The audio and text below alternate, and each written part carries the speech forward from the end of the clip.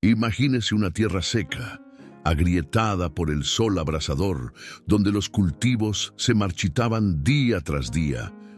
Los animales morían de sed y el hambre comenzaba a extenderse entre la gente. Este era el escenario que estaba a punto de suceder en Israel cuando Elías, un hombre de ropa sencilla y mirada fija, se presentó ante el rey Acab. Acab no era un rey cualquiera.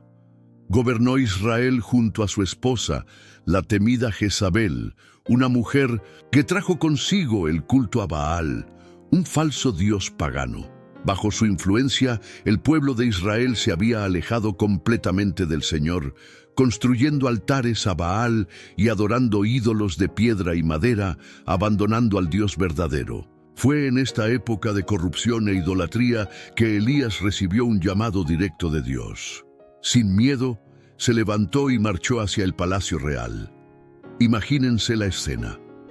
Un hombre sencillo, venido del desierto, de pie ante el rey más poderoso de la época, sin pedir audiencia, sin inclinarse, sin dudar, miró a Acab a los ojos y declaró con autoridad: «Vive el Señor, Dios de Israel, en cuya presencia estoy, que en estos años no habrá rocío ni lluvia, excepto según mi palabra».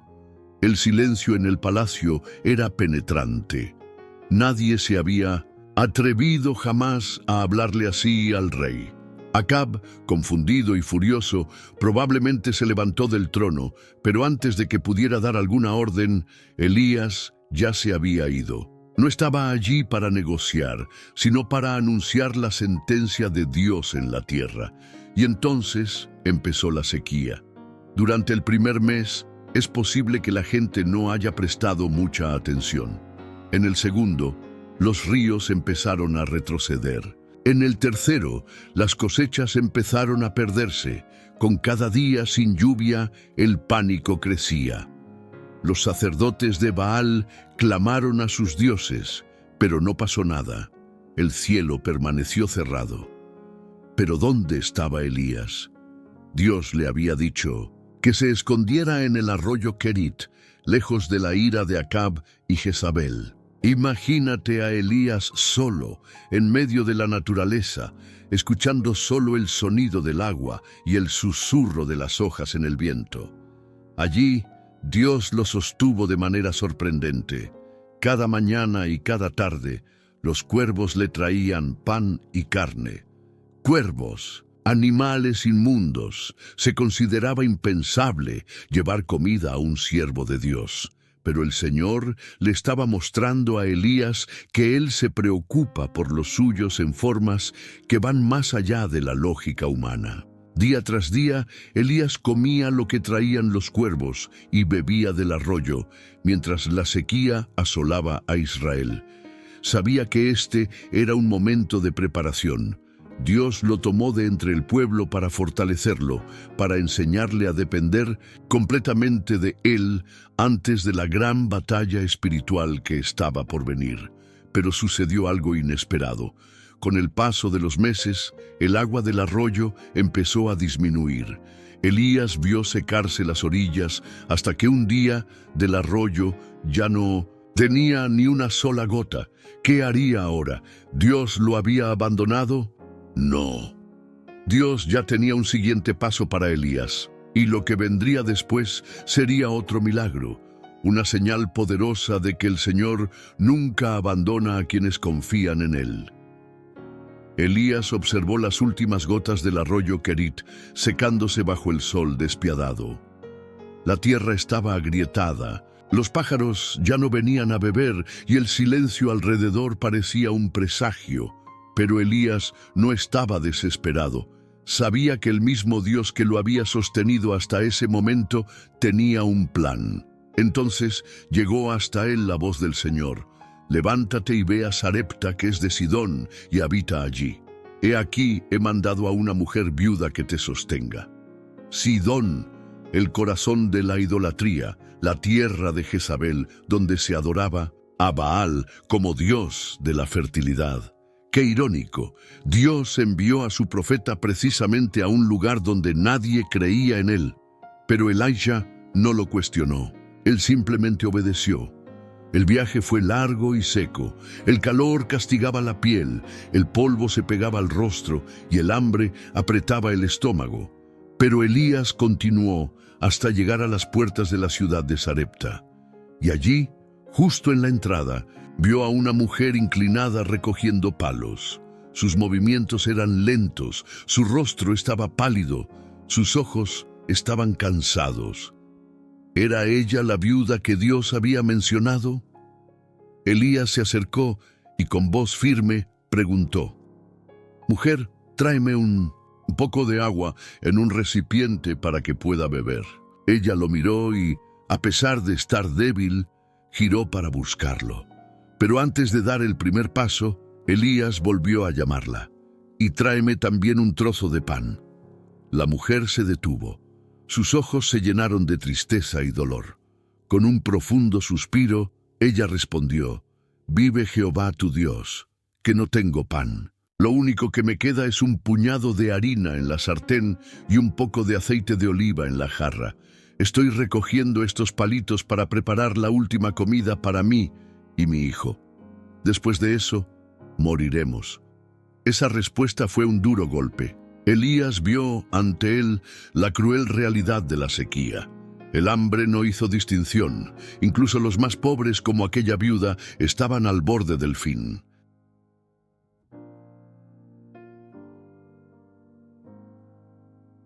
Pero Elías tenía una palabra de Dios para ella.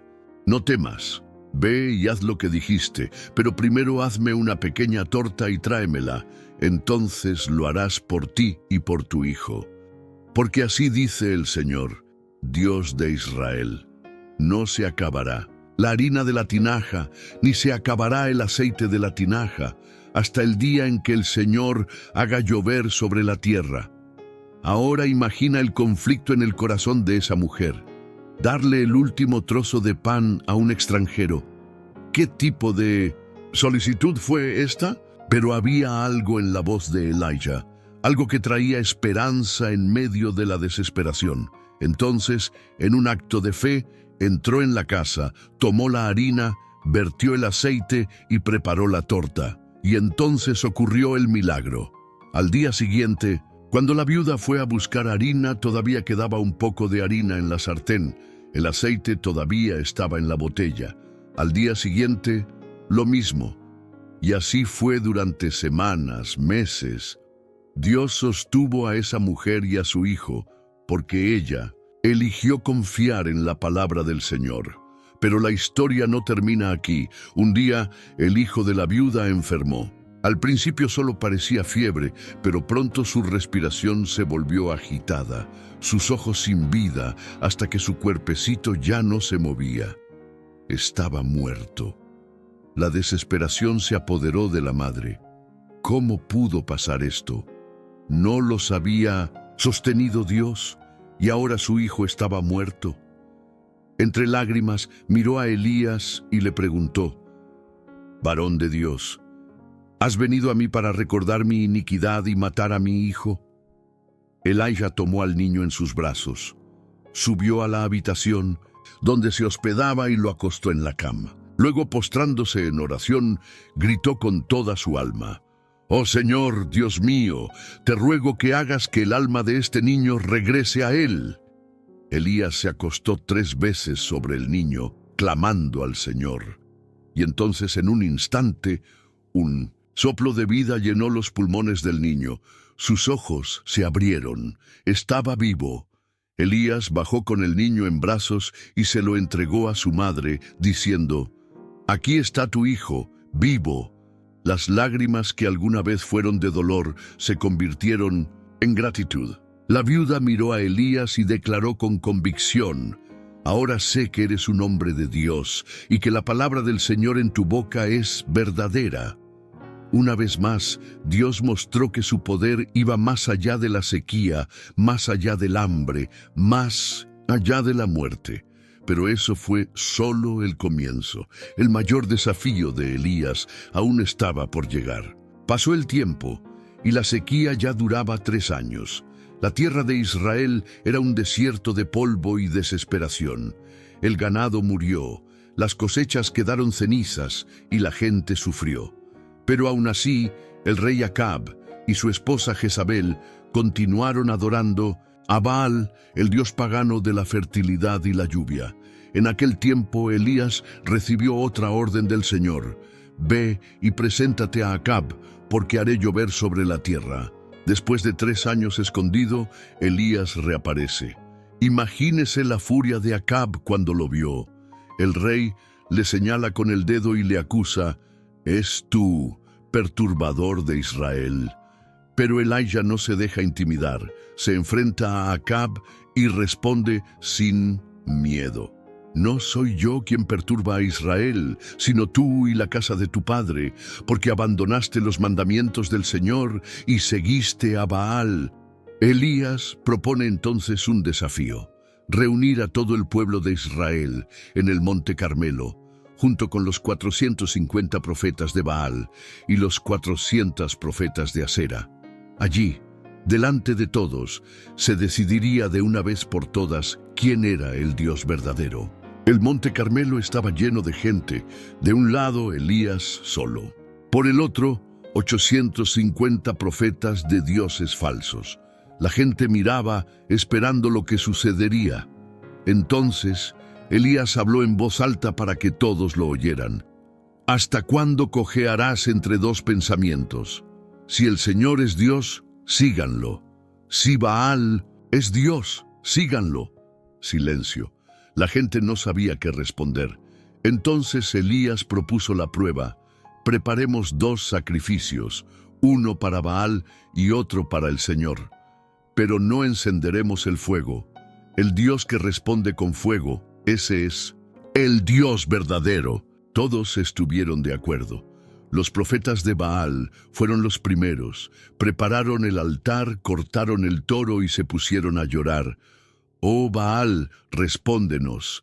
Desde la mañana hasta el mediodía gritaban, bailaban y se retorcían, pero no pasó nada. Sin chispa, sin señal. Elías, observando todo, empezó a burlarse: «Grita más fuerte, tal vez tu Dios esté meditando u ocupado, o quizás durmiendo y necesite que lo despierten». Los profetas se desesperaron. Tomaron cuchillos y comenzaron a cortarse, derramando sangre sobre el altar, creyendo que esto atraería la atención de Baal. Pero nada, ninguna respuesta, sin fuego. Pasó el tiempo y al anochecer le llegó el turno a Elías. Llamó al pueblo y con calma comenzó a reconstruir el altar del Señor, que estaba en ruinas. Tomó 12 piedras que representaban a las 12 tribus de Israel y erigió el altar. Luego hizo algo sorprendente. Cavó una gran zanja alrededor del altar y ordenó que trajeran agua. Algo raro en una sequía. Ordenó que se echara agua sobre el sacrificio 1, 2, 3 veces, hasta que todo se empapó y la zanja se desbordó. Entonces Elías levantó las manos y oró: «Oh Señor, Dios de Abraham, de Isaac y de Israel, que se sepa hoy que tú eres Dios en Israel, y que yo soy tu siervo, y que he hecho todas estas cosas conforme a tu palabra. Respóndeme, Señor, para que este pueblo sepa que tú eres el Dios verdadero». De repente, una llama gigantesca descendió del cielo.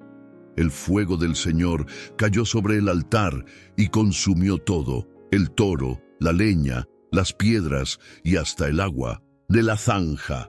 Era un incendio que nadie había visto jamás. El pueblo, aterrorizado y asombrado, cayó de bruces y gritó: «¡El Señor es Dios! ¡El Señor es Dios!». Luego Elías dio la orden final: «Arresten a los profetas de Baal, ninguno de ellos escapará». Y así los falsos profetas fueron derrotados aquel día, y el nombre del Señor fue exaltado sobre toda la tierra de Israel. Pero todavía faltaba algo: la lluvia. Y eso vendría poco después. La victoria en el Monte Carmelo fue contundente. Fuego del cielo consumió el sacrificio. El pueblo reconoció que el Señor es Dios y los falsos profetas fueron destruidos. Pero todavía faltaba algo: lluvia. Elías subió a la cima de la montaña y se arrodilló para orar. puso su rostro entre las rodillas y clamó al Señor, pidiendo que terminara la sequía. Luego preguntó a su criado: «Sube y mira el mar». El criado obedeció, pero al regresar dijo: «No hay nada». Elías no se desanimó. Ordenó al sirviente que volviera a mirar, y otra vez, 6 veces. A la 7ª vez, el criado volvió y dijo: «He aquí una pequeña nube del tamaño de la mano de un hombre se eleva del mar». Elijah se levantó inmediatamente. Esa pequeña nube era la señal de que se avecinaba lluvia. Envió un mensaje a Acab: «Engancha tu coche y sal para que la lluvia no te detenga». Y antes de que el rey pudiera reaccionar, el cielo se oscureció con densas nubes. El viento empezó a soplar y de repente una lluvia torrencial cayó sobre Israel, poniendo fin a los 3 años de sequía. Elías, tomado por el poder del Señor, corrió delante del carro de Acab y viajó kilómetros hasta Jezreel. Pero cuando llegó a la ciudad, la noticia lo cambió todo. Jezabel, al enterarse de lo sucedido en el monte Carmelo, se enfureció. La muerte de sus profetas de Baal fue un duro golpe para su reinado e influencia.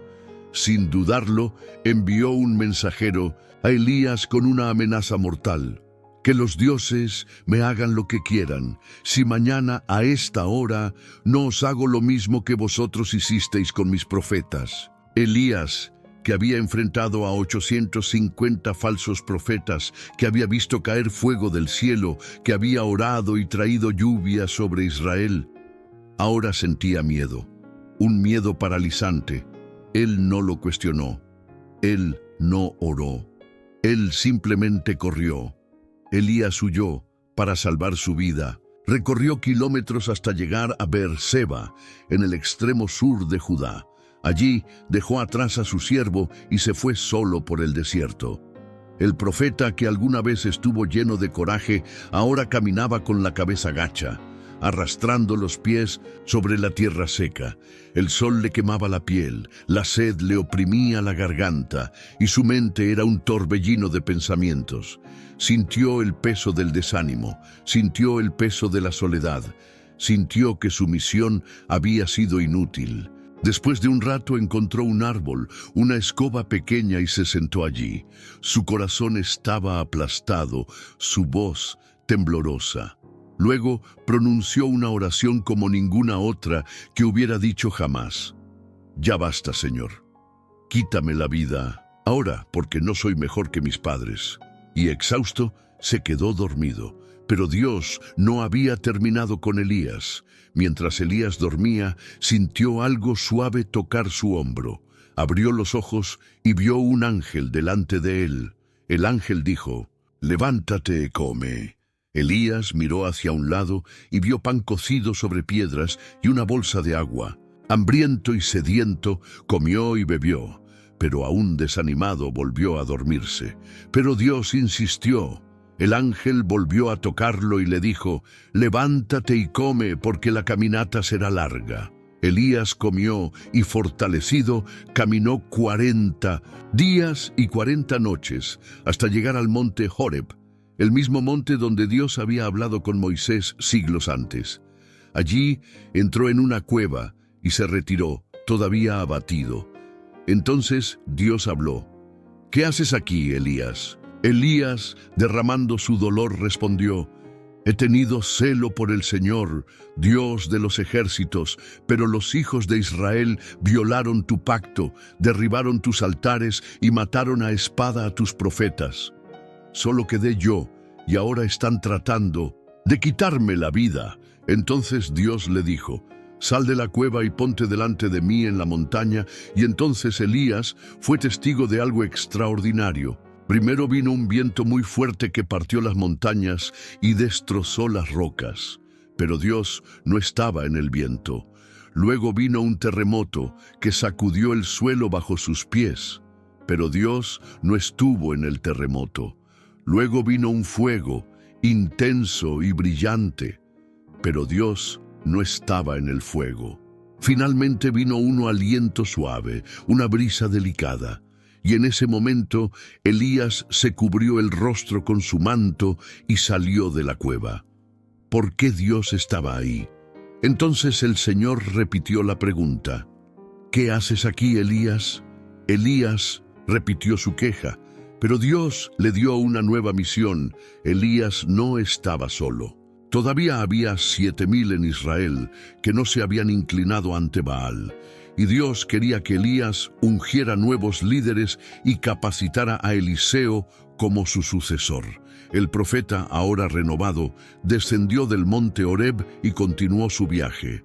Elías esperaba que Dios actuara siempre con manifestaciones grandiosas, fuego del cielo, terremotos, vientos poderosos. Pero en el monte Horeb, Dios le enseñó algo precioso.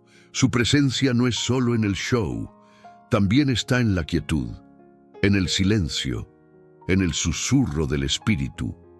Elías aprendió que incluso cuando todo parecía perdido, Dios todavía estaba en control y su misión aún no había terminado. El tiempo de Elías en la tierra estaba llegando a su fin. Él lo sabía. Dios había revelado que pronto lo tomaría consigo de una manera que nunca antes había sucedido. Pero antes de partir, aún quedaba algo por hacer: preparar a su sucesor. Mucho antes de este momento, Dios ya le había ordenado a Elías ungir a un joven llamado Eliseo para continuar su misión profética, y así sucedió. Elías encontró a Eliseo arando la tierra con 12 yuntas de bueyes. Sin decir palabra, echó su manto sobre Eliseo. Este gesto simbólico significaba que el llamado de Dios estaba sobre él. Eliseo entendió de inmediato, corrió tras Elías y dijo: «Déjame despedirme de mi padre y de mi madre, y luego te seguiré». Elías respondió crípticamente: «Ve y vuelve, ¿qué te he hecho?». Entonces Eliseo tomó una decisión radical. Sacrificó los bueyes, utilizó la leña del arado para encender el fuego y cocinó la carne. Lo distribuyó entre la gente y se fue, dejando todo atrás. A partir de entonces, Eliseo comenzó a seguir a Elías como discípulo y siervo. Pero ahora llegaba el momento de la despedida. Dios guió a Elías en un último viaje antes de su partida. Él y Eliseo salieron de Gilgal y se dirigieron a Betel. En el camino, Elías le dijo a Eliseo: «Quédate aquí, porque el Señor me envió a Betel». Pero Eliseo no quiso separarse de su maestro y respondió con firmeza: «Vive el Señor y vive tu alma, que no te dejaré». Lo siguieron juntos. Al llegar a Betel, los discípulos de los profetas se acercaron a Eliseo y le dijeron en voz baja: «¿Sabes que hoy el Señor te quitará a tu señor de la cabeza?». Eliseo ya lo sabía, pero no quería hablar de ello. Él simplemente respondió: «Sí, lo sé». Callarse la boca. Entonces Elías fue a Jericó y volvió a decirle a Eliseo: «Quédate aquí porque el Señor me envió a Jericó». Pero Eliseo repitió la misma respuesta: «Vive el Señor y vive tu alma, que no te dejaré». Al llegar a Jericó, los discípulos de los profetas advirtieron nuevamente a Eliseo que Dios se llevaría a Elías ese día. Y una vez más, Eliseo les pidió que guardaran silencio. Finalmente, Elías fue al Jordán y por tercera vez le dijo a Eliseo que se quedara. Pero Eliseo no se rindió. Llegaron al río Jordán y Elías tomó su manto, lo enrolló y golpeó las aguas. Inmediatamente el río se abrió y los dos caminaron sobre tierra seca, como en los tiempos de Moisés y Josué. Cuando llegaron al otro lado, Elías se detuvo y miró a Eliseo. Sabía que este era el momento final. Elías entonces dijo: «Pídeme lo que quieras antes de que me quiten». Eliseo, sin dudarlo, hizo una petición audaz: «Te pido que haya sobre mí una doble porción de tu espíritu». Elías respondió seriamente: «Pediste algo difícil, pero si me veis cuando soy quitado de vosotros, os será hecho. Sin embargo, si no me ves, no sucederá. Fue una prueba. Eliseo necesitaba mantener los ojos fijos en el Maestro hasta el último momento. Y mientras caminaban y hablaban, de repente, un carro de fuego, tirado por caballos de fuego, descendió del cielo y los separó. Elías fue llevado al cielo en un torbellino ante los ojos atónitos de Eliseo. El joven profeta, abrumado por la emoción, gritó: Padre mío, el carro de Israel y su gente de a caballo. Pero Elías ya había desaparecido. En los cielos, el legado de Elías. Eliseo rasgó sus vestidos en señal de luto y recogió el manto que Elías había dejado caer. Regresó al Jordán y, lleno de fe, golpeó las aguas con su manto, tal como lo había hecho antes Elías, y gritó: ¿Dónde está el Señor, Dios de Elías? Las aguas se abrieron ante él, confirmando que el Espíritu de Dios estaba ahora sobre Eliseo. Los discípulos de los profetas vieron el milagro y exclamaron: El Espíritu de Elías reposa sobre Eliseo. Y así continuó el legado de Elías. No experimentó la muerte como los demás hombres. Dios lo tomó consigo de manera sobrenatural, pero su influencia permaneció viva a través de Eliseo y las generaciones venideras. Siglos más tarde, Juan el Bautista vendría en el espíritu y poder de Elías, preparando el camino para el Señor Jesús. Y aún hoy, su historia resuena como testimonio de fe, valentía y obediencia a Dios. Elías no fue solo un profeta, era un hombre que caminaba con Dios, y Dios lo tomó consigo, como lo hizo con Enoc antes que él, mostrando que aquellos que viven para el Señor nunca son olvidados.